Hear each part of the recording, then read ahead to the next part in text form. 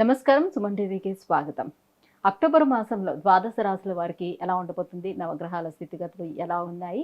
ఏ రాశుల వారు ఎటువంటి పరిహారాలని పాటించుకోవాలి? ఈ అంశాన్ని తెలియజేసేందుకు మనతో పాటు ఉన్నారు ప్రముఖ ఆస్ట్రాలజిస్ట్ మరియు వాస్తు వేదిక నిపుణులు దేవి ఉపాసకురాలు అయినటువంటి శ్రీమతి జయప్రద గారు మనతో పాటు ఉన్నారు. అమ్మని అడిగి మరిన్ని విషయాలు తెలుసుకుందాం. నమస్కారం. నమస్తే అమ్మ. శ్రీమాత్రే నమః. అమ్మ, ద్వాదశ రాశుల వారికి ఎలా ఉండబోతుందో తెలుసుకునే ముందుగా మనకి నవగ్రహాలు సంచారం అనేది ఏ రకంగా ఉంది, ఏ గ్రహాలు ఎటువంటి ఫలితాలను అందిస్తున్నాయో తెలియజేయండి. తప్పకుండా. సో గోచారంలో మనకి గురువు వృషభ రాశిలోని, మిథునంలో కుజుడు, తర్వాత కన్య రాశిలో మనకి బుధుడు, కేతువు, రవి కలిసి ఉండడం, తులారాశిలో శుక్రుడు, మీనరాశిలో రాహు, కుంభరాశిలో వక్రిస్తున్న శని భగవానుడు. సో ఈ కాంబినేషన్లో ఈ మాసంలో ఏంటంటే ఈసారి గోచారంలో ఈ గ్రహాలు ఎలా ఉన్నప్పటికీ కూడా సో గురువు అక్టోబర్ 9 వరకు వృషభ రాశిలో ఉంచి 10వ తారీఖు నుంచి వక్రగతికి చెందుతున్నాడు. అంటే ఆయన అక్కడే ఉండి వెనక్కి తిరిగి చూడడం. సో వక్రించడం, వెనక్కి తిరగడం. వక్రించడం అంటే మనకు మేషాన్ని మళ్ళీ మీనాన్ని అలా చూసుకుంటూ రావడం అనమాట. సో దీనివల్ల ఏంటంటే కొన్ని రాశులకి అనుకూలంగా, కొన్ని రాశులకి ప్రతికూలంగా ఫలితాలు వస్తున్నాయి ఈ మాసంలో. తర్వాత వచ్చేసి రవి, బుధుడు, కుజుడు స్తంభించడం. కుజుడు 20వ తారీఖుకి కర్కాటక రాశిలో వచ్చి మళ్ళీ తిరుగమనం మళ్ళీ మిథున రాశిలోకి వస్తున్నాడు. ఒక విధంగా చెప్పాలంటే కుజుడు కూడా వక్రిస్తూ మళ్ళీ తిరిగి మళ్ళీ మిథున రాశిలోకి వస్తున్నాడు. సో 20వ తారీఖు వరకు మిథునంలో ఉన్న కుజుడు కర్కాటకానికి మారుతున్నాడు. కర్కాటకం మారిన తర్వాత మళ్ళీ ఒక 20 రోజులకి మళ్ళీ ఆయన తిరిగి సింహంలో రావాలి కదా, ఆయన మళ్ళీ వెనక్కి వెళ్ళి మళ్ళీ మిథునంలోకి వెళ్తున్నాడు. సో మళ్ళీ వెనక్కి వెళ్ళి మిథునంలో ఉండడం వల్ల ఏంటంటే కొన్ని రాశులకి మళ్ళీ ప్రతికూలమైన ఇబ్బందులు, కొన్ని రాశులకి అనుకూలంగా ఉన్నాయి. చాలా కాలం అక్కడే ఉండడం జరుగుతుంది కుజుడు. అంటే ఇది నీ కుజస్తంభన అంటాం. సో కుజుడు ఒక్కొక్కసారి స్తంభించి అలా ఉండిపోతుంటాడు. సాధారణంగా అయితే ఆయన ఎక్కువ రోజులు ఉండరు కదా, ప్రతి మాసం మారుతూ ఉంటాయి. ఈ మాసగ్రహాలన్నీ ఏంటంటే రవి కానీ, బుధుడు, కుజుడు, శుక్రుడు వీళ్ళు ప్రతి మాసము మారుతూ ఉంటారు. బుధుడైనా, శుక్రుడైనా, కుజుడైనా మారుతుంటారు. ఒక్కొక్కసారి ఏంటంటే కొన్ని రాశులు అంటే రవికి, చంద్రుడు తప్ప మిగతా అన్ని కూడా వక్రించే అవకాశం ఉంది. అంటే వెనక్కి తిరగడం కానీ, అలా స్తంభించి ఉండిపోవడం కానీ జరిగే అవకాశం ఏంటంటే ఈ గ్రహాలు శుక్రుడికి, కుజుడికి, గురువుకి ఇలా కాంబినేషన్ వీళ్ళకు ఉంటాయి. సో రవిచంద్రుడు ఎప్పుడు కూడా వక్రించారు, వాళ్ళు ముందుకే వెళ్తారు. ముందు గమనం కానీ వెనక అనేది రాదు. సో మిగతా రాశుల్లో మాత్రం ఈ ప్రభావం అనేది ఉంటుంది. అయితే ఈ ప్రభావం ఎప్పుడు దాకా ఉంటుంది అంటే ఒక్కొక్కసారి అవి చెప్పలేము అనమాట. అవి స్తంభిస్తే అవి ఎక్కువ కాలం, సంవత్సర కాలం కూడా ఉండే అవకాశాలు ఎక్కువగా ఉంటాయి. అది కుజుడైనా, గురువు వక్రించినప్పుడు కూడా ఒక్కొక్కసారి రేపు గురువు వక్రించేది 119 రోజులు ఉంటున్నాడు ఆయన వక్రించి. సో ఈ 119 రోజులు అంటే దాదాపు మనకి 3 నెలలు 15 రోజులు పైనే, మనం 3 మాసాలు మనం చూసుకోవాలి. సో ఈ 3 మాసాల్లో కొన్ని రాశులకి అనుకూలమైన ఫలితాలు, కొన్ని రాశులకి ప్రతికూలమైన ఫలితాలు వస్తాయి గురువు వక్రించడం వల్ల. ఇప్పుడు గురువు ఉండడం వల్ల ఎటువంటి ఇబ్బందులు అయితే ఎదుర్కొంటున్నామో అలాగే కుజు స్తంభన కూడా అలాంటి ఇబ్బందులే ఉన్నాయి. సో ఈ మాసంలో అది కూడా జరుగుతుంది కనుక కొన్ని రాశులు వాళ్ళకి అనుకూలంగా, కొన్ని రాశులు ప్రతికూలంగా ఇబ్బంది పడే అవకాశం ఉంది. సో కుజుడు స్తంభించడం దాదాపు మనం లెక్క వేసుకుంటే 119 రోజులు గురువు అనుకుంటే కుజుడు ఇంకా ఎక్కువే ఉన్నారు. వచ్చే ఏడాది వరకు మే, జూన్ వరకు ఆయన అక్కడే స్తంభించినట్టుగా కనిపిస్తున్నాయి మిథునంలోనే.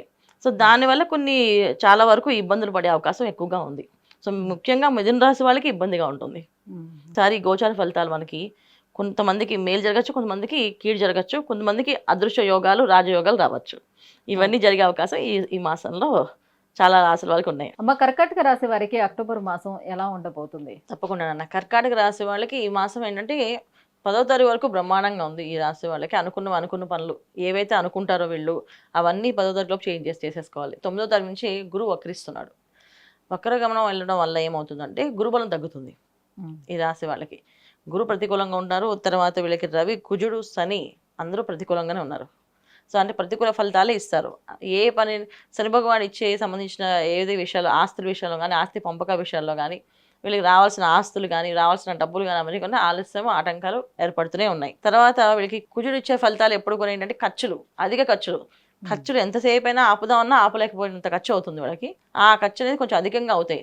సో ఈ మాసంలో ఏంటంటే వీళ్ళకి కొత్తగా శుభకార్యాలని, దైవ కార్యక్రమాలని, పూజలని, వ్రతాలని, నోములని చెప్పి ఇంకొంచెం ఖర్చు పెరుగుతుంది తప్ప ఖర్చు తగ్గేది లేదు. తర్వాత ఎప్పుడైతే 20వ తారీఖు నుంచి కర్కాటకంలో కుజుడు వస్తాడో అప్పటి నుంచి వీళ్ళ శారీరక కష్టం ఎక్కువగా ఉంటుంది. శారీరకంగా కష్టం ఎక్కువ పడుతుంటారు. ఇప్పుడు దాకా ఏంటంటే డబ్బునే ఖర్చు అవుతుంది, ఇప్పుడు దాకా డబ్బు ఖర్చు అవుతుంది వీళ్ళకి. తర్వాత నుంచి ఏంటంటే వీళ్ళ శరీరంగా కష్టపడుతుంది. తెలియని అధిక ఖర్చులు, తెలియని అధిక పనులు, ఒక పని 10 సార్లు చేయాల్సిన అవస్థ వచ్చే అవకాశం ఎక్కువగా ఉంది ఈ మాసంలో. అంటే ఏ పనైనా ఒక ప్లానింగ్ లేకుండా, ఒక పేపర్ మీద రాసుకోకుండా వీళ్ళు ప్రారంభం చేస్తే అది ఆటంకాలు ఏర్పడి ఆ పని కోసం 10 సార్లు తిరగాల్సొస్తది. తర్వాత ఈ మాసంలో వీళ్ళకి ఏంటంటే ప్రభుత్వం సంబంధించిన పనులు ఏదైతే వ్యవహారాలు ఉన్నాయో అవి అవే అవకాశం ఎక్కువ ఉంది. అది ఎప్పుడు దాకా అంటే మళ్ళీ 16వ తారీఖు వరకు. అక్టోబర్ 16 తారీఖు వరకు ప్రభుత్వం సంబంధించిన ఏవైతే పనులు ఉన్నాయో అవన్నీ చేసేసుకోవాలి. అంటే ఏవైతే ప్రభుత్వం నుంచి రావాల్సిన పన్నులు కానీ, పిఎఫ్లు కానీ, శాలరీస్ కానీ, లేదా జాబ్స్లో ఉండే ప్రభుత్వ ఉద్యోగాలు వస్తాయని, కాల్ లెటర్స్ వస్తాయని అనుకునే వాళ్ళకి కానీ, ఇవన్నీ కొన్ని అవకాశం ఎక్కువగా ఈ 16 తారీఖు వరకు బ్రహ్మాండంగా ఉంది. ఈ ప్రయత్నాలు వీళ్ళు చేస్తే ఖచ్చితంగా అయి తీరుతుంది. తర్వాత నుంచి 16 తర్వాత మళ్ళీ రవి బుధుడు మారుతున్నారు. తర్వాత వీళ్ళకి మళ్ళీ కుటుంబంలోనే మోసం చేసేవాళ్ళు ఏర్పడుతుంటారు. సో వచ్చిన ఆస్తి సగం రోజులు పంపకాలు ఇలా ఉంది, సగం రోజులు అలా అలా ఉంది. మంచి చెడు రెండు కలిసి మంచి చెడు కలిసే ఉన్నాయి. కొంచెం వీళ్ళు ధైర్యంగా అన్ని పనులు ఎదుర్కొనే శక్తి సామర్థ్యం తెచ్చుకోవాలంతే. ఇక్కడ ఏమవుతుందంటే వీళ్ళు మాట్లాడవలసిన ప్లేస్లో మాట్లాడకుండా, మాట్లాడకూడని ప్లేస్లో మాట్లాడి, సో దానివల్ల బంధువులతో విరోధం తెచ్చుకుంటారు. ఎప్పుడూ లేనివి మాట్లాడకుండా ఉండి ఒకసారి ఇలా మాట్లాడారు ఏంటని చెప్పేసి బంధువులు వెళ్ళి దూరం పెట్టడం కానీ, విరోధాలు తెచ్చుకోవడం కానీ, దానివల్ల కొంచెం ఇబ్బందులు ఉన్నాయి. సో అంటే వాళ్ళకి సంవత్సర ఫలితాలు చూసుకునేటప్పుడు గురుగ్రహం బాగుంది కదా, 11వ స్థానంలో మంచి యోగాన్ని ఇస్తాడేమో అని అనుకుంటూ ఉంటారు. మరి ఇప్పుడు మీరు గురుగ్రహం వక్రీకరించి ఉంది కాబట్టి ఇక్కడ నుంచి ఎప్పటి వరకు అలా ఉండే అవకాశం ఉంటుంది వాళ్ళు? గురువు వక్రిస్తున్నాడు కనుక గురువు దాదాపు 119 రోజులు వక్రగమనంలో ఉన్నాడు ఆయన. 119 రోజులు వక్రగమనంలో ఉన్నప్పుడు గురుబలం తక్కువైనట్టే కర్కాటక రాశి వాళ్ళకి. సో వీళ్ళు గురుబలాన్ని పెంచుకోవడానికి దైవశక్తిని ఆరాధించడం, దైవశక్తి ప్రార్థించడం. సో గురుబలానికి కోసమని వీళ్ళు ప్రార్థన చేయడం. అంటే ఎలా ప్రార్థన చేయడం అంటే మనకు సాయిబాబా టెంపుల్స్ వెళ్ళడము, ఇక్కడ పరిహారం చేయించుకోవడము, అంటే శనగలు నైవేద్యం పెట్టి శనగలు పంచడము, దత్తాత్రేయ స్వామిని ఆరాధన, ఇంట్లో భజన, ప్రతి గురువారం ఇంట్లో భజన చేయడము, లేదంటే శివాయ గురువే నమః అనే నామాన్ని కంటిన్యూ జపం చేయడం. ఇప్పుడు మనం అవన్నీ చేయలేమంటే అంత శక్తి లేదు అని అనుకునే వాళ్ళకి శివాయ గురువే నమః, శివాయ గురువే నమః అని 108 సార్లు కంటిన్యూ చాంటింగ్ చేసుకోండి. 108 తక్కువ కాకుండా చేయాలి. 1000 సార్లు వేసినా పర్లేదు, కానీ 108 తక్కువ కాకుండా చేసుకోండి. బయటికి వెళ్ళడం వల్ల వీళ్ళకి శారీరక కష్టం ఆగుతుంది, అధిక ఖర్చులు ఆగుతాయి, తర్వాత శ్రమ అనేది తగ్గుతుంది. ఆ పని అవుతుందో అవుదో ముందే తెలుస్తుంది వాళ్ళకి ఈ జపం చేయడం వల్ల. సో ఈ రకంగా జపం చేసుకొని గురుబలాన్ని పెంచుకోవాలి. ఇప్పుడు మన దైవానుగ్రహం కావాలి అనుకుంటే దైవాన్ని ప్రార్థన చేసుకోవాలి. మనం మనసు చాలా గట్టిగా స్ట్రాంగ్గా పెట్టుకోవాలి. మనం ఈ పరిహారం చేసుకోవాలి అంతే. మిగతా అవన్నీ విషయాలు ఆలోచించకూడదు. అవి అవ్వలేదు, ఇది అవ్వలేదు అనేసి. సో అవన్నీ ఈ మాసంలో ఏంటంటే ప్రతికూలంగా ఉన్నాయి కనుక ఇబ్బందులు వస్తుంటాయి, ఆరోగ్య సమస్యలు వస్తుంటాయి, ఆర్థికమైన పరమైన సమస్యలు వస్తుంటాయి, అనుకోని ఖర్చులు పడుతుంటే మనకు తెలియకుండా అసలే ఖర్చులు ఎక్కువగా ఖర్చు అవుతున్నాయంటే దానికి తెలియని ఖర్చు ఒకటి పడుతుంటుంది. ఇవన్నీ వస్తుంటాయి. వీటన్నిటికీ మనం అధిగమించాలి అంటే ఒక్క నామాన్ని జపం చేసుకుంటూ ఉండడమే. సో ఈ నామాన్ని జపం చేయడం వల్ల ఏంటంటే ప్రతి విషయంలోనే వీళ్ళకి ధైర్యం ఎక్కువగా ఉంటుంది. ఇది చేయగలము, ఇది మనతో అవుతుంది, మన వల్ల అవుతుంది అని అనుకుంటారు. సో ఈ మాసంలో వీళ్ళు చేయాల్సిన పని ఇది ఇంపార్టెంట్. అమ్మ, కర్కాటక రాశి వారికి అక్టోబర్ మాసం ఎలా ఉండబోతుంది, ఏ దైవాన్ని ఆరాధించుకుంటే వీళ్ళకి మరింత యోగదాయకంగా ఉండబోతుంది, ఈ విషయాలన్నీ కూడా తెలియజేసినందుకు ధన్యవాదాలు. నమస్తే అమ్మ. శ్రీమాత్రే నమః.